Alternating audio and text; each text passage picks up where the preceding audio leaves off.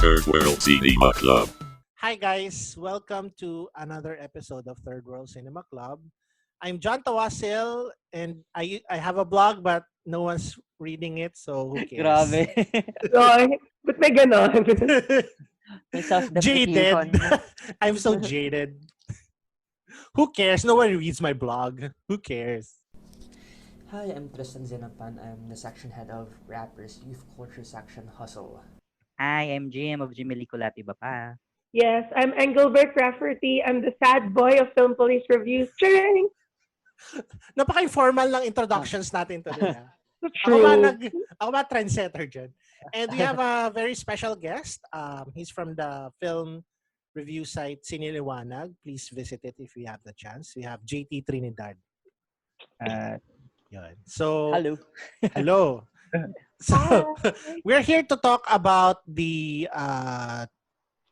2019 film Aswang by Alex Ain Arumpak. It was screened.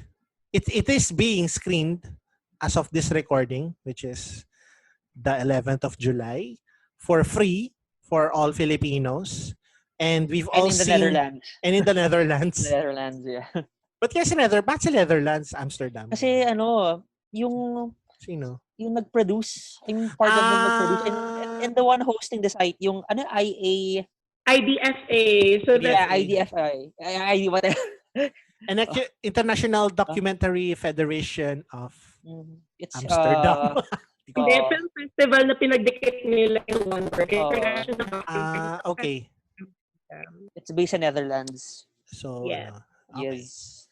So anyway, yeah, all of us have seen the film and we're gonna talk about it. So Aswang it's a film 3 years in the making, and it's a on the ground account of the first 3 years of the drug war of this current administration. So Shot in 2016, no? It was shot starting sa 2016. yeah, started in correct, 2016. And then, ayun, hanggang yun, ginawa na yung pelikula. And of course, I think it's the first Filipino helm documentary about the drug war. Am I right? First feature-length Filipino film. Documentary. Filipino documentary. Filipino-made? Is Yeah. that a correct term? I guess Filipino-directed. Filipino-directed documentary. Yeah. Yes, because we have Nightcrawlers eh. Oo, nandun like trawlers. Nightcrawler. Pero Nightcrawlers was foreign, di ba? Yeah, hindi kasi I'm just qualifying na there were other films on the drug war, but Yeah, but not foreign, Filipino. like, yeah. on the President's Orders, which was CBS Films, or PBS. Correct me if I'm wrong na lang. O PBS yata. And then the other one was the Nightcrawlers, and not Geo documentary, di ba? Yeah, not Geo. Yes. And of course, we have not exactly about the drug war, but we have 1,000 Cuts, and there was a part of the Kingmaker that dealt with yung 2016 fallout, but it's not the central focus of the film. In terms of narrative films, marami tayo, pero the slant was always towards the administration. Yan, Turugin ng Droga, Kamandag ng Droga, Mga favorite films mo, John? my favorite films. Double Barrel. Ano yun? Double Barrel. The most recent one was Watchlist, right? Watchlist was With the most Alex recent, and it was I think Watchlist is a good companion piece to Aswang. It's a fiction siya, pero it's it's okay yung viewpoint niya regarding the drug war. Kumpara siguro, for example, sa Amo ni Brillante Mendoza, which is maraming problema yun. It's very problematic. Wait, ang Watchlist, sorry. Watchlist ba is anong leanings niya? It's parang Aswang din siya eh. Parang it's on the ground, okay. parang Hindi naman siya like yung broke up. No, I don't think so. If I remember correctly. Seen it, oh. Yeah. Internationally produced ang Watchlist, I believe. It was directed by international directors directly. So, Who directed it? Rafi, sorry. walang masyadong Ben Rec. Ben Recchi. Yeah, I remember. Yeah. Okay. So, hindi rin not Filipino helm din.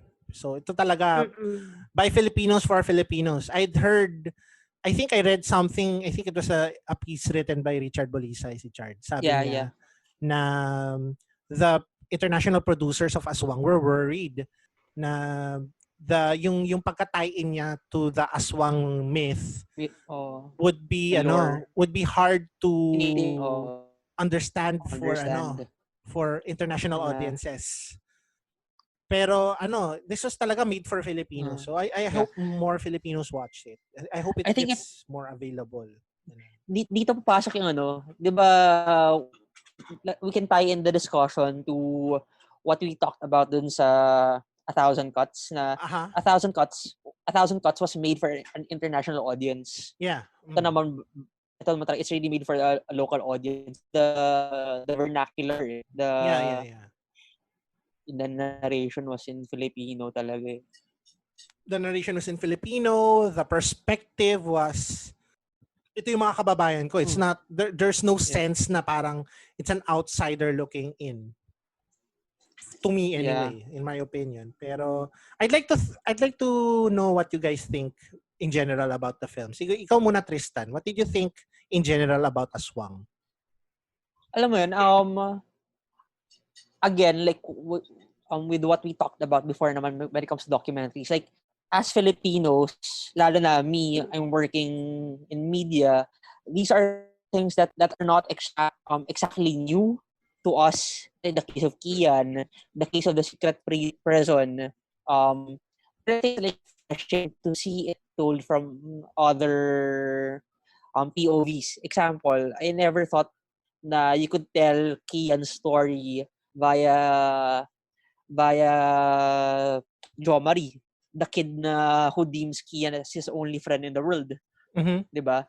Tapos nandiyan rin yung it's really seeing things from the ground level eh. So that's one thing I appreciate. And I don't wanna say na we're fetishizing yung what's happening, pero like there's beauty in how in how it was depicted eh. Like the metaphors, the way it was shot. Mm-hmm.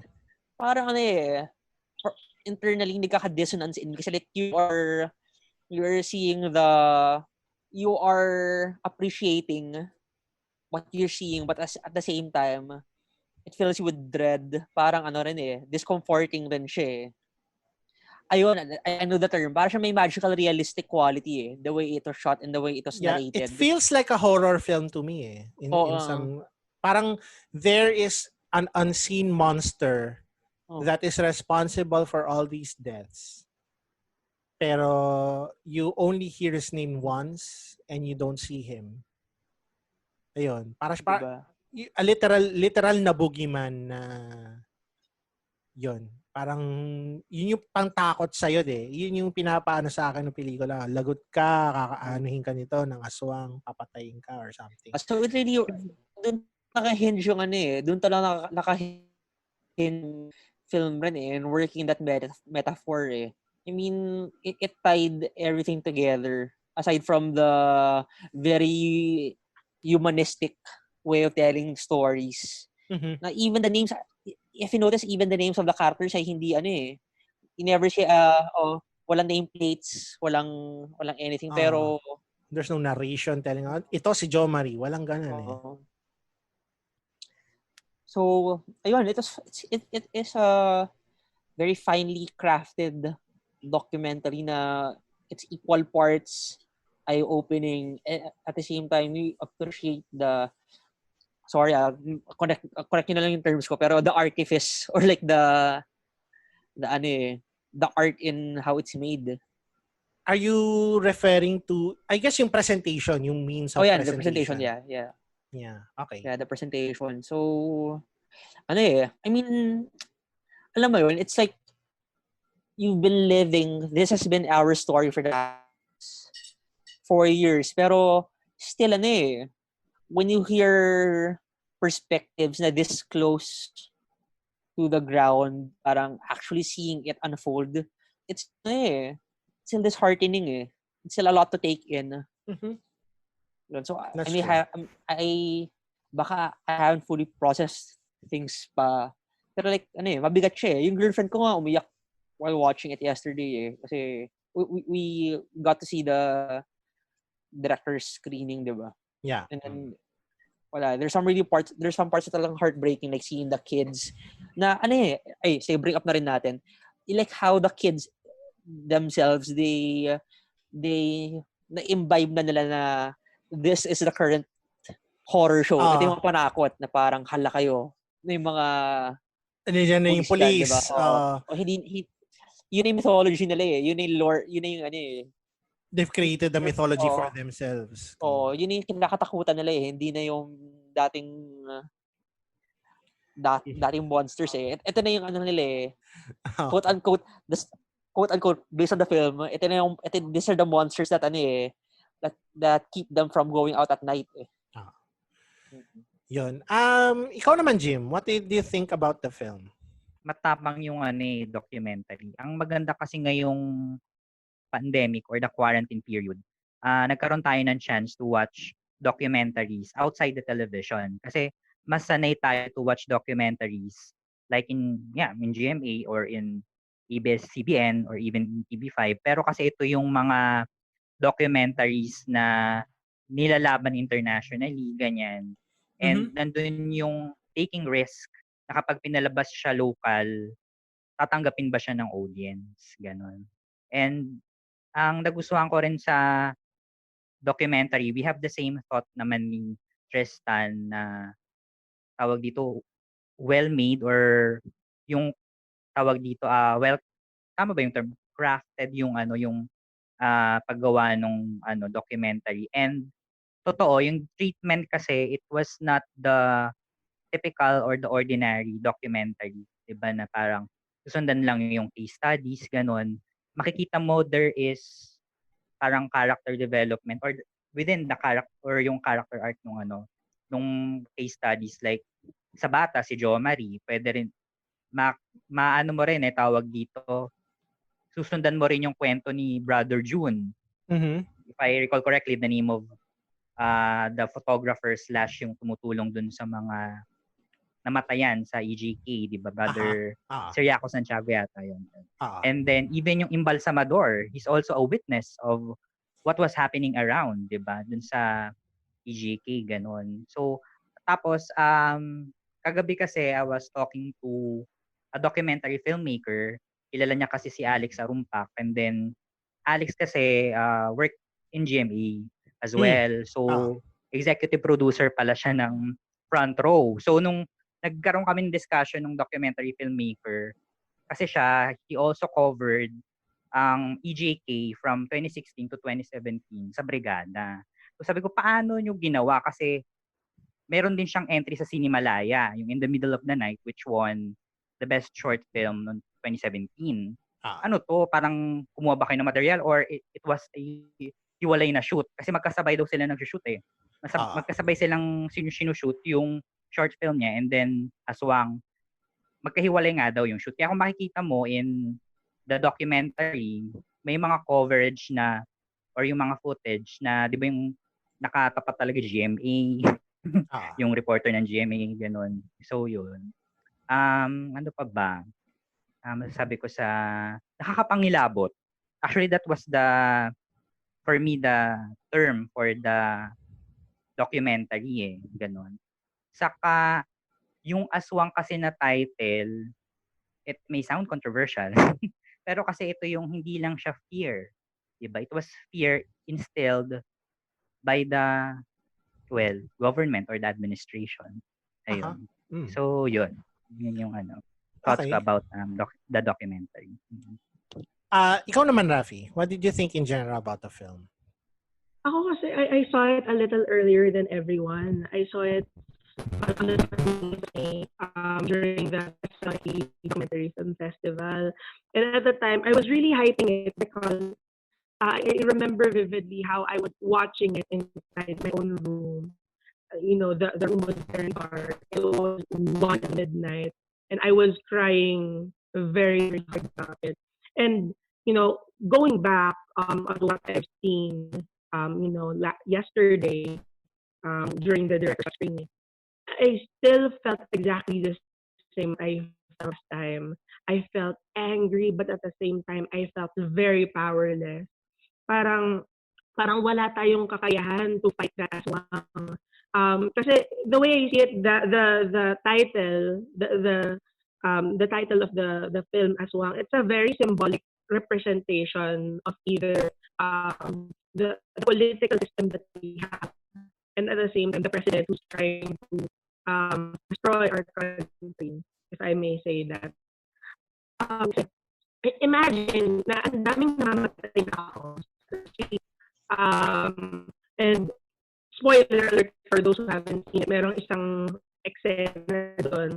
And I couldn't really parang contain myself but just really feel angry about it. It was towards the last third of the film wherein may isang babae, although hindi pinakita yung mukha, sinishare niya yung experiences niya sa isang parang secluded na kulungan. Diba? Walang nakakatulungan na yun.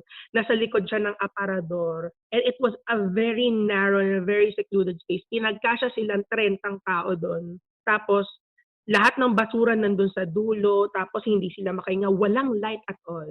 I feel like that's where our country is at right now. We're in total darkness. Everything is pitch black.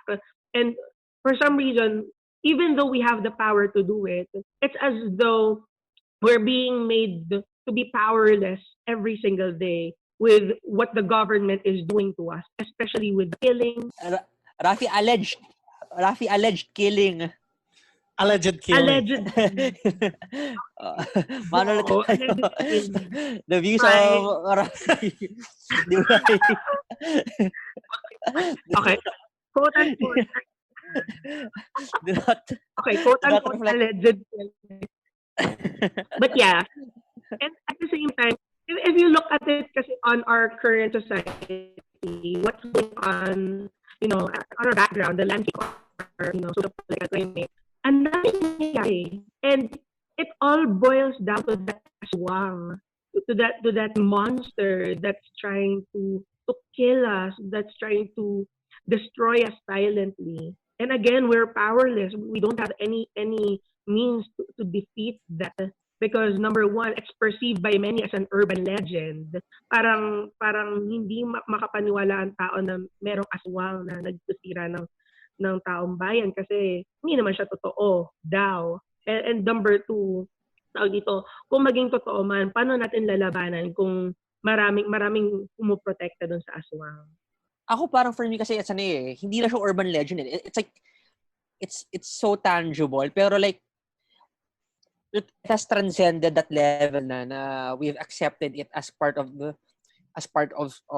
what's happening around us. It's like alam mo yun, I'm symbolic din yung how the kids were talking about it na hanggang sa fantasies ng bata the situation of our nation is already part of the storytelling. I mean, they would play cops and robbers na parang, pulis ako.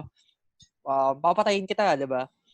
So, it's like, ganun na siya ka widespread na kids no longer, when in their role plays or in their fantasies or even in their horrors, they don't need to go to fantasy. Kasi the horror is so, it's permeated. It's so well spread na it's everywhere. Oh, you don't have to go into fantasy to scare find you. it. Oo, 'di ba? Parang parang for me may dun parang what's the point of fantasy pag reality is much scarier na. 'Di ba? Yeah, exactly. Sige, fine. Si GT, what are your thoughts on Aswang? Tapos mo, ako naman. Sige. Okay. So, nung napanood ko siya, I know na Filipino yung gumawa kasi hindi siya gaze ng international. Malalaman mo siya sa angles ng camera which is a previous documentary na internationally produced ang daming bird's eye view. Ibig sabihin yung height nila, mas matangkad sila sa atin. Tapos dito parang nag-effort sila, na-appreciate ko yung effort nila na bumaba sila para maging ka-level lang natin. Yes. Ang ganda rin ng metaphor ng aswang sa urban. Indication din siya ng urbanization, ng pwede rin siyang kung bakit nawawala na yung mga aswang sa rural, lumilipat na sila sa urban. Tas kasi ang ano rin sa aswang is parang pag may pinapatay, hindi sila makakapaniwala na tao yung gumagawa eh. So they pass it to a mold na hindi tao, kundi isang demonyo. Tapos pero ang in the end, marami pa rin hindi naniniwala sa nangyayari. Tas ano siya, alam nung pelikula yung political stance niya. Kasi kabisado na yung lungsod. As in, sobrang ang ganda ng like yung streets, pag-roam ng streets. Tapos kasi wala siyang kinuhang sentiments from the aswangs, kung sino man sila. Diba? That's true. And That's true. sobrang halaga nun kasi hindi dapat natin ina-amplify yung lies because that's journalism and documentary intersectional. So, ang ganda nung pag-handle and all. Tapos medyo may off lang ako sa second part nung nawala sila sa kwento ni Jo Marie, which is sana mas maging ang feeling ko, ang tina-target ng docu ay effects of EJK kasi ito yung panibagong angles. Pero nawala sila ng parang for a year kay Jo Marie na to the point na hindi na nila alam kung nasaan. Kaya hinanap nila ng hinanap. Siguro kung mas na-cover din nila yung buhay ni Jo Marie sa social, siguro maganda rin siyang angles na kung ano nangyari sa bata na walang magulang dahil nga nakulong. Yung nasa shuffle siya in between mga DSWD, gano'n. Tapos may misdirection. Parang nagkaroon lang ako ng misdirection dun sa secret prison. Kasi parang kung time skip yung kay Jo Marie sana, di sana nasa dulo siya. Pero parang nandun siya sa before ng secret prison, di ba? So, in terms of yung arrangement ng events. Yeah. Skip, for me. Yun lang. Though, I really like what you mentioned, JT, na parang na in terms of cinematography, you really see na it's Filipino made kasi the angling gets mo na gaze is from someone on the ground or maybe smaller. Ka-level mo. I think that's a really nice parang way of looking at the material itself. Tapos parang doon kasi tingin ko, just to answer what you said na parang the placing, I think it's trying kasi to follow things in real time rin. 'Di ba na they were following parang brother June Santiago. Again, there were no nameplates which was a nice touch, pero they were if there are quote unquote protagonists kasi again hindi naman talaga narrative cinema to. If there are people that they were following na lang, it was Jo Marie and si brother June. So yung parang pero medyo midway nawala si Jo Marie. Though may reading dun si Richard Bolisay na kung sabi niya, it's how the mythos and the reality coalesced na kinuha na rin ba siya ng aswang, quote unquote aswang. Okay. Di ba? Kaya may mystery na hinahanap nila. Inisip ko yung relevance nun kasi parang ang tagal nilang pinakita yung hinahanap pero wala. Parang nawala. Parang may dread no? Baka ang inisip ko at the time, parang shit, pinatay ba tong batang to? Or may nangyari ba sa kanya? Hindi ko pa nababasa yun.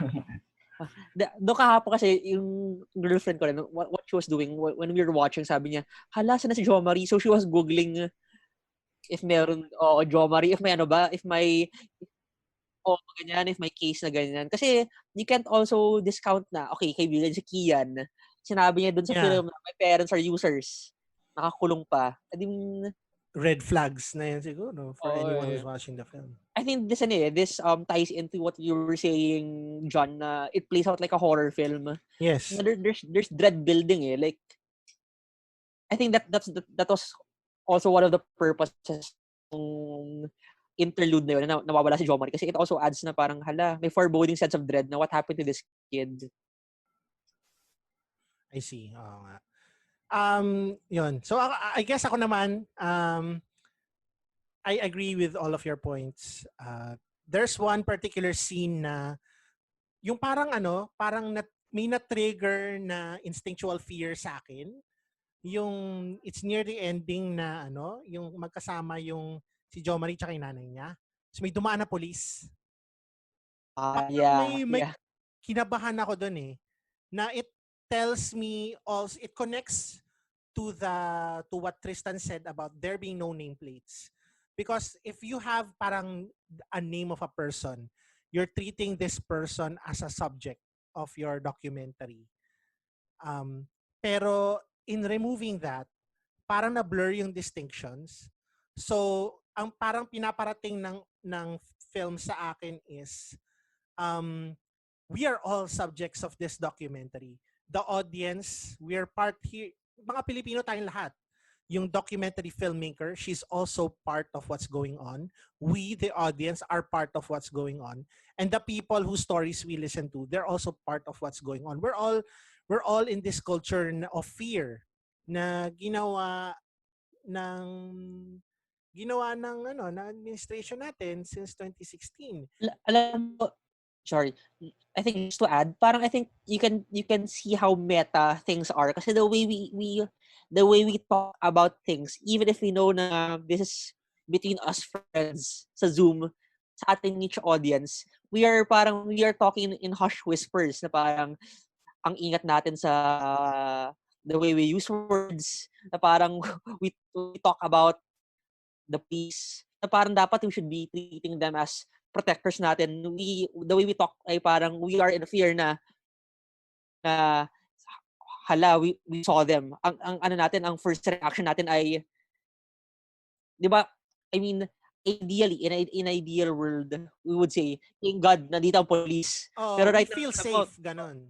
Pero right now, if you put it side by side dun sa family ni Jo Marie, what we would say is, hala, may dumaan na police. O, di ba? May dumaan na police. So, you see how the fear has transcended things from that depiction to how we talk ourselves. I mean, the mere fact na we have to tell Rafi, alleged di ba? Ganun na yung natin. We would never have said that kung iba yung nanalo ng 2016 And it's surprising. Ganun yung atmosphere natin. It's surprising na it happened in just the span of 4 years na ganito na tayo. Ang bilis. Na it's very worrying. And this is makikita mo kasi it's about, you see in the film, it's about may normalization of this impunity, this violence that's being inflicted upon poor people, na the film makes it a point to say this is a war against the poor. And makikita mo in many scenes of the film, parang people are starting to quote-unquote get used to it. May isang scene doon na may isang taong nilalagay sa grave niya, and then may mga bata doon nagjo-joke sila na baka gising pa yan. Ganon, di ba? Baka bumangon yan. Mga ganon. So ayun, na-normalize na siya. I mean, yung window natin of outrage, or as Vox would, there's an interesting video, yung Overton window natin. Sobrang sagad na Nandun na tayo sa it takes little to shock us na kasi like the norm, it's already sa outliers na of shock That's true. Kasi we started off, diba, the first year na overwhelmed talaga tayo. Imagine, 2016 pa lang, there were already so many alleged killings in the streets. And actually, yeah. Ang dami na namatay agad. Like, you saw it na parang naging normal na nga din for the funeral parlors na meron sa ganitong street, meron sa ganyang street. And it showed in the but it just so happens that it became more powerful and more compelling when Aswang depicted or presented it rather than 1,000 Cuts. Don't get me wrong. Both are equally powerful films in their own right. But Aswang, it really portrays what the Filipino climate or the Philippine climate is right now in terms of what's happening in our society, what's happening with our government, what's happening with the marginalized. Well, parang we have to think about what actions we need to do, what steps we need to take in order to stop whatever is happening. Diba? Regardless of whatever action you'll be doing, you're all bound. Everyone now who's seen it is bound to say, ano na ba kailangan natin gawin? Kasi ang dami na Ang dami na nangyayari. Kapag hindi na siya tinigil, mas lalo pa tayong ma-overwhelm. And at what? It's only 2020? Diba? Ang Dalawang hirap taon kasi pa. it's like we are being fed so much material na or so much visuals. May pictures na tayo. We see like the likes of Rafi Lerma and Ezra Akayan. Yung mga album sila, we have films. Pero it's like, don't get me wrong, parang it's always tayo na lang ang laging nag-i-imbibe. Tayo na lang laging it's like, it gets frustrating na we are the one, it's like, echo chamber lang siya eh. How we wish na more people parang would witness or mas mamulat. Yeah. Pero That's the difficulty din eh. Kasi oo. kita mo nga yung isang namatayan, yung kapatid nung isang pinatay.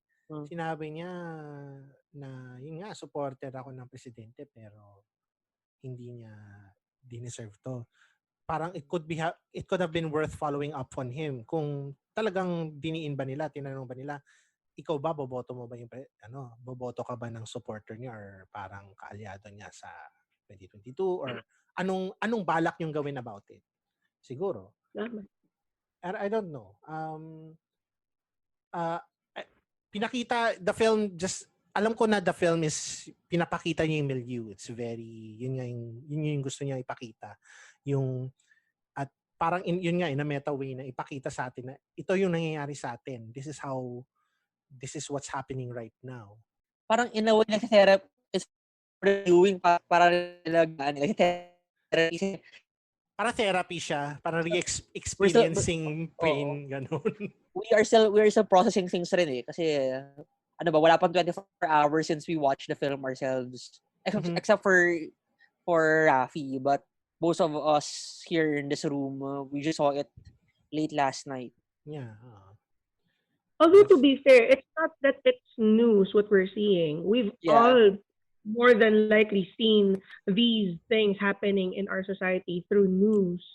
No, I'm talking about the material itself, like us processing what we just saw. Kasi normally we watch our episodes, we are reviewing, we are parang serving us of films. But parang right now, we're not just doing that. We're also processing or analyzing everything's happening around us. Parang social commentary na rin tayo sa natin.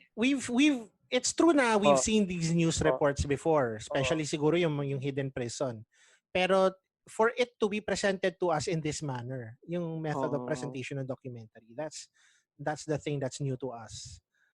Parang became a culmination, It became a culmination of what has happened so far within this presidency.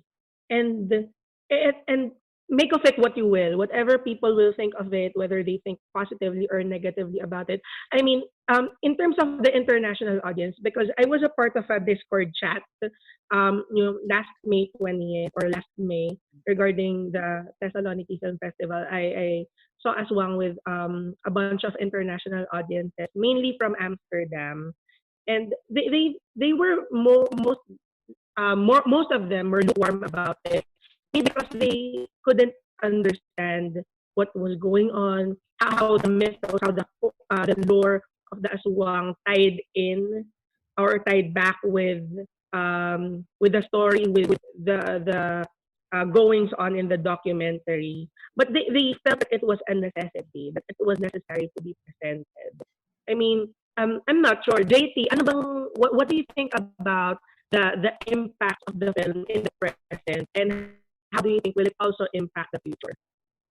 Honestly, feeling ko sa impact, sobrang limited ng screenings niya and sino nakakapanood tayo niya. And alam na natin, we know about it. It exists. Wala namang bago actually in a way. Siguro inulit na lang para i-traumatize ka, pero in a way, desensitize na tayo eh. Killings. So, grabe, parang yung effect sa akin nung may mga scenes doon na mahirap pa rin pala siya panoorin. Ang disappointing lang din kasi nag-journalism din ako before na parang iniiwasang topic ang EJK dahil nga raw gasgas na. And it's something that we shouldn't stop reporting because it happens every day. That's true. And And para tayo na-refresh, na pause, tas then we're going back here. Here's the EJK again. And here, watch it. Parang, wow, ang bigat. Parang ganun. Pero parang, okay naman siya. Agitating naman siya. Pero, may worries ako na parang, paano ba nirepresent ang biktima? Isa lang yung lumaban sa kanila. Paano kung, parang hindi ba siya makaka-apekto sa na parang yung last line pa niya is, maraming takot sa aswang. Pero may mga konti pa rin, which is, feeling ko dapat naging marami siya. Kasi, alam natin paano ba pagkilos ay ginagawa naman ng marami at para mas maengganong sumama. Kasi hindi lang, totoong konti ngayon, pero if we're gonna make that marami, di ba? Paramihin dapat. Though parang for me kasi you have to look rin at the time it was produced, and like I would argue na hanggang ngayon naman you still say na konti pa rin kasi like even if there's so many like process ko rin. Like even if you say na para okay, there are so many people outraged or about parang ang dami ng frustrated sa nangyayari. It's like we don't like, are we actually seeing results from this fight? I mean, or parang yung mga as I mentioned lumaban. So parang alam mo, it's still not enough in a way. So siguro I'd understand it if parang someone would classify it as konti. Kasi though I mean, though we would want people to say na parang you are not alone. Marami tayong ganyan.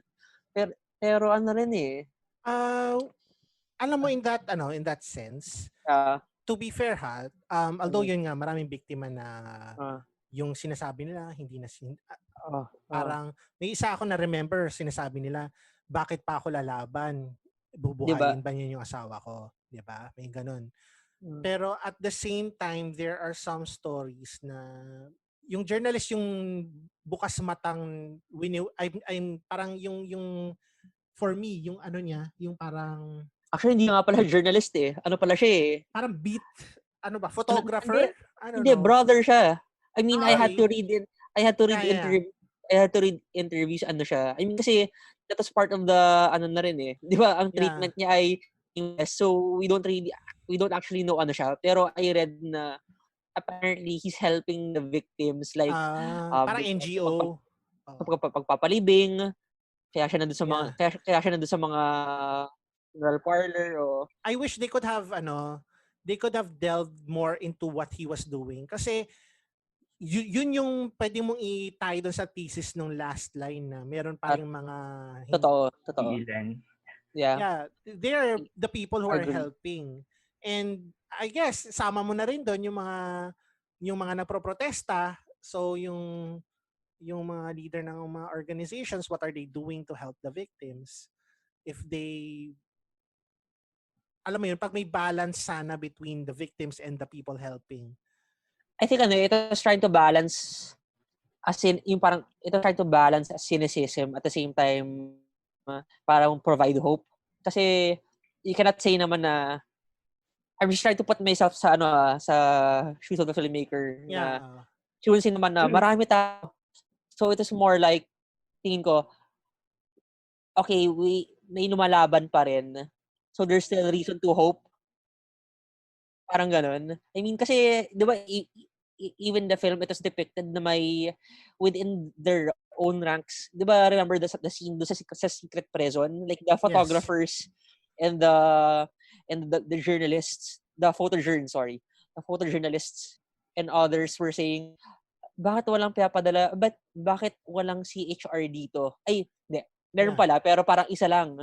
Parang tawagan niyo nga si Sir Chito, 'di ba? May sobrang frustrating moment doon na sinasabi nung isang tao na gumagawa na sila ng papeles para kunyari legal yung ginagawa nila. So, parang ano ba ang ginagawa niyo diyan? Parang kumilos kayo. Pero parang hindi na natin alam. I'm assuming na natuloy yung paperwork kahit na meron tayong ebidensya na parang dinoktor lang yan at on the spot. ayun, walang, hindi, gusto ko sana na follow through for that pero yun. Nilipat na kasi ng limitations din. ibang station yung ano, 'di ba? Yung after the paperworks, nilipat na ng ibang station yung Kaya Yeah. nga 'di ba yung ano, Photojour nagsabi siya na sinabi ko na diyan sa abogado na wag na niyang paabutin na gumawa sila ng ano, mga paper or documents Pero wala siyang ginawa. Yun yung narinig ko doon or sa napanood ko, 'di ba? So parang Yun, disappointing. isa sa pinaka-frustrating na moments sa pelikula. I think it's hard kasi to mitigate how many of those who are trying to protect these rights by the mere fact na you are against extrajudicial, you wanna work within the bounds of the law, you wanna work within the bounds of bureaucracy, habang those side are so they don't have any qualms. Hindi patas hindi patas ang laban. Breaking laws, twisting. I think this is one of the things na napaka-insidious sa ano na to. Na tipong ang mahirap ay the ones who are twisting these procedures and these structures are those within the structure itself. Within the system, within the system itself, di ba? Kasi itong mga to, parang inaano nila sa legalidad, parang pinapalabas nila, legal to, sundan niyo yung batas. Even though na parang Hindi talaga. Hindi talaga. Diba? Nawa-weaponize yung law. Which we've never seen in this parang magnitude before Ibang klase Kasi nag-pass sila ng law na mukhang unconstitutional pero it's legal now. So you have to quote-unquote follow the law. Alam mo yun, parang with us parang talking about things, medyo nakakatakot talaga. Ano ba? How will this episode impact us? That's how... Alam ko video to, may horror movie, biglang may mga papasok. Gano'n na. May mga dadakit na lang sa atin. Knock on computer. Yeah, knock on computer. I think for me, the scariest part is this is only a 10th of what's going on. Maybe 1:20 lang what's going on. Ang dami pa. And of course, I think filmmakers will be given more opportunities to tell these stories.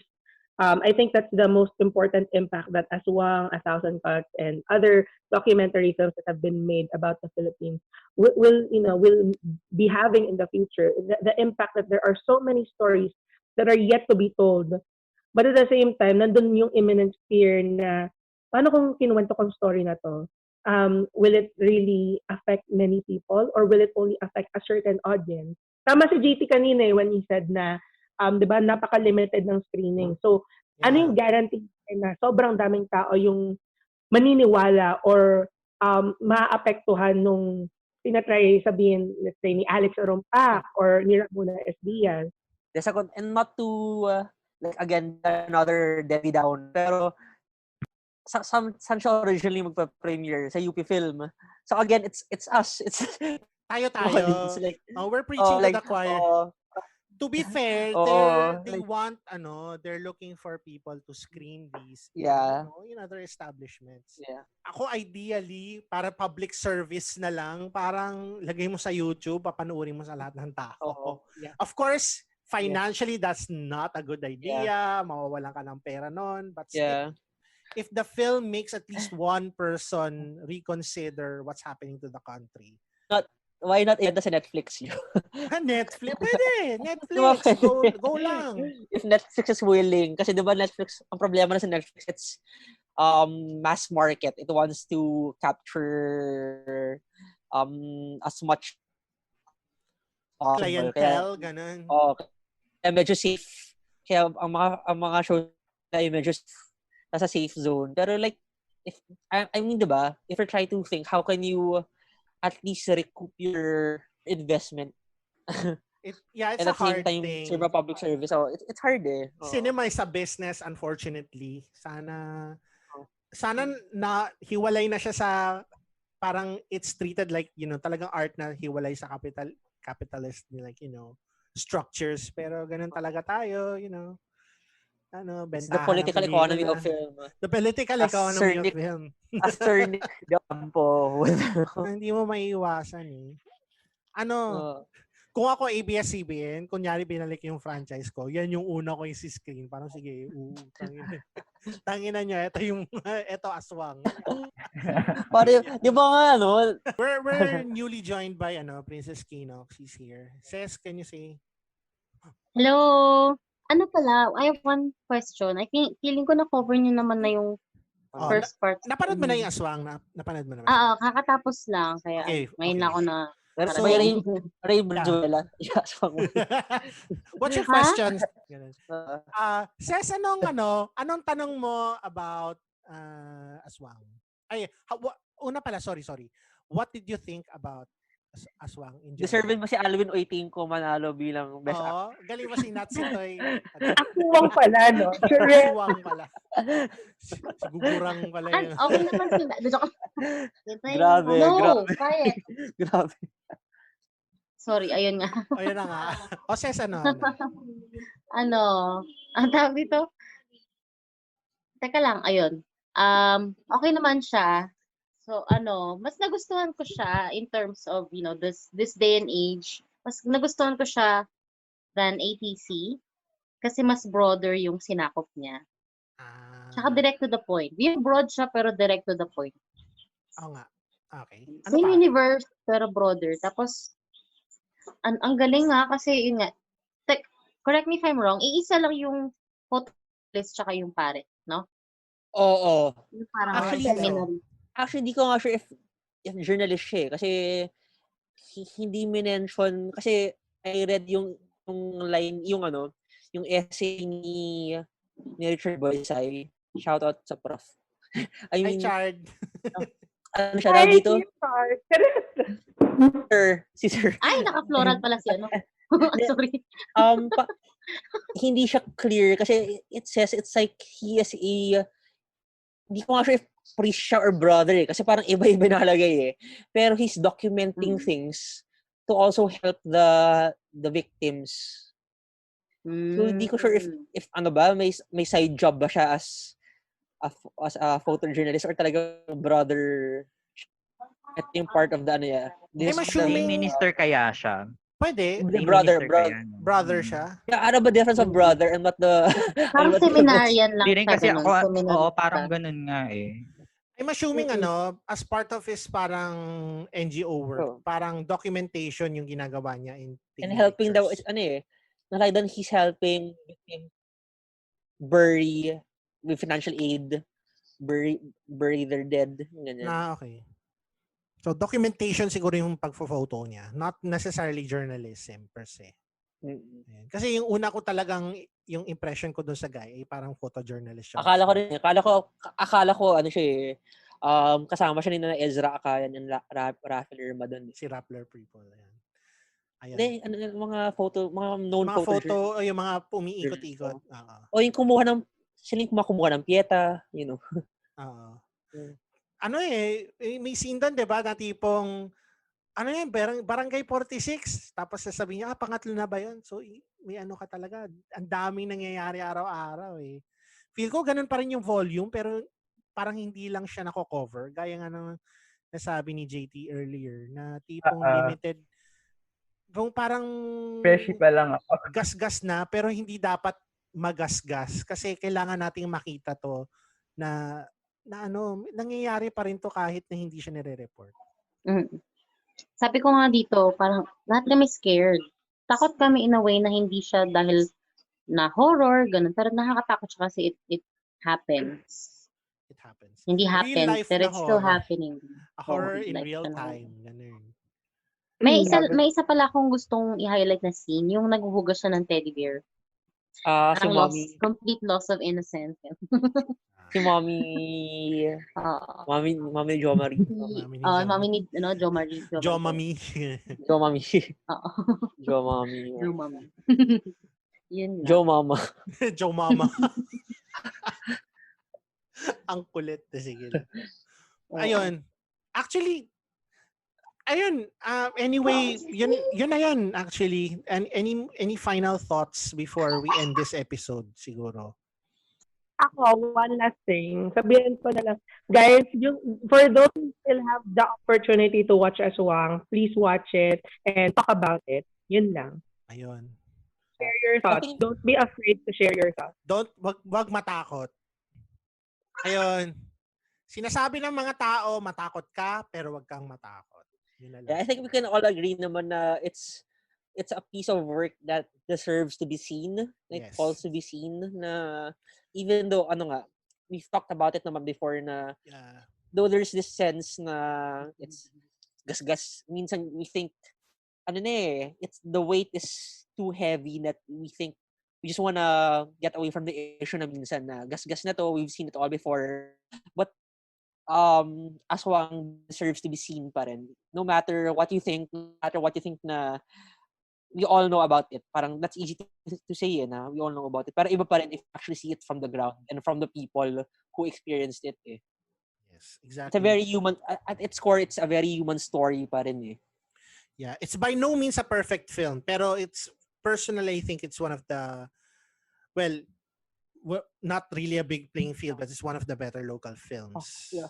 And I think at this point in our life, we still need to demand for quote-unquote perfect.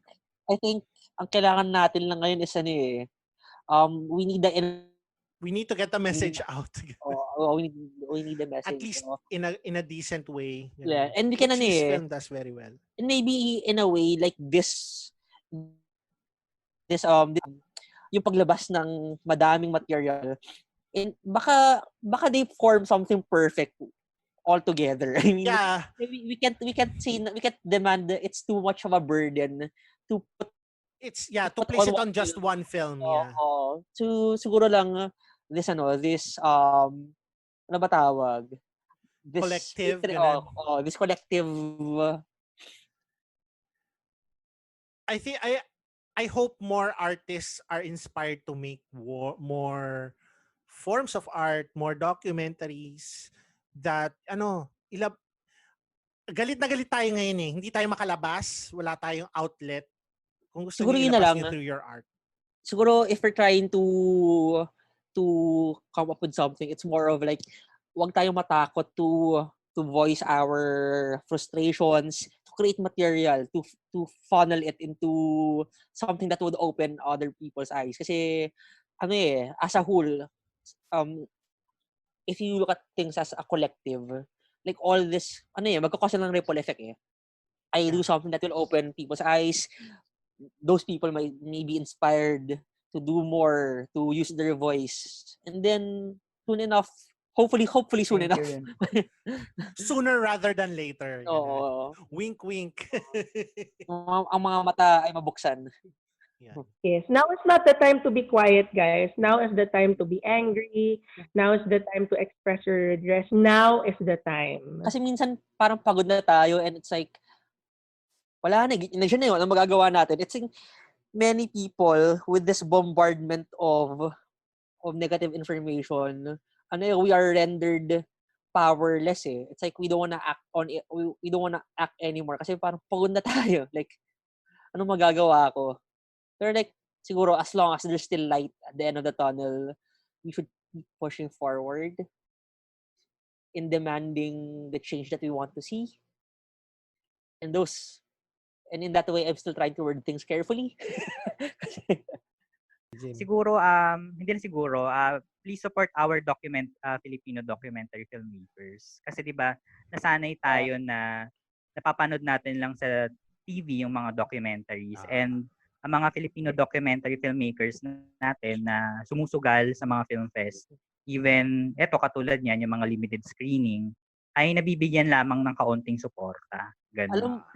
Kumbaga mas nabibigyan ng chance ang mainstream at indie filmmaking or the fictional but the non-fictional, yung documentary ay hindi nabibigyan ng pansin.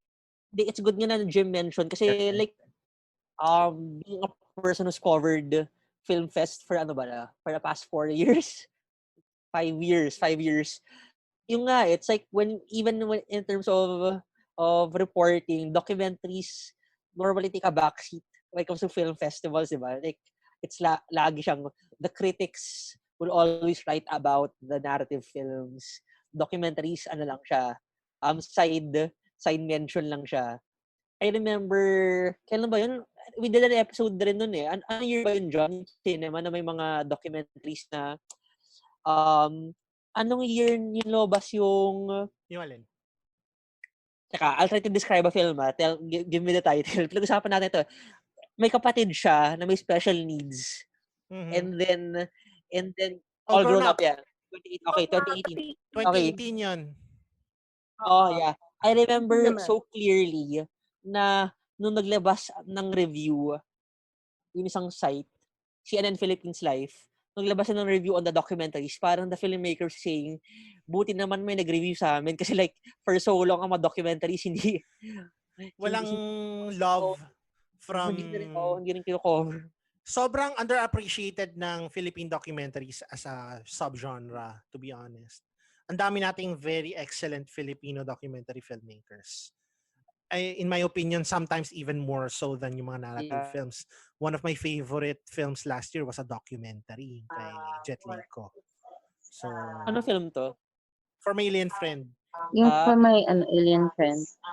Actually, magaling tayo. Magaling tayong gumawa ng documentaries. Kailangan lang ng suporta from, from the community at large, from Ito na hopefully frustration from ni pera, ganun. Ito na frustration ni Sir Nick eh.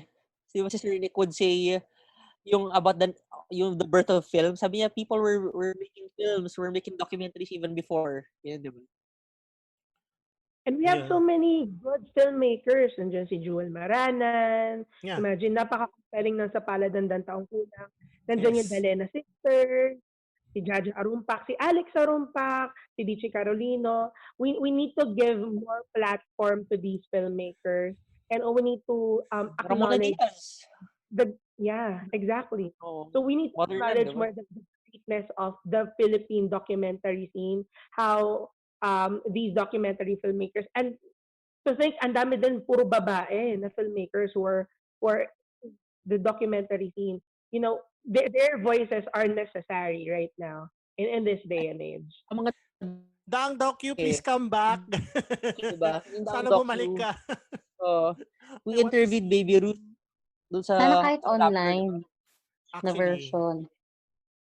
Pero I think ang hirap kasi nun, it's like, diba the goal rin of the Ang Docu was to get people in theaters to watch docus. So parang... unfortunately, virus talaga na to eh. Pahamak eh. So, ayun, from all of us to all of you, thank you for listening to us. And thank you. We're still here. Nagpapahinga lang kami. So, ayun. We'll see you guys next time. And bye-bye. Bye-bye.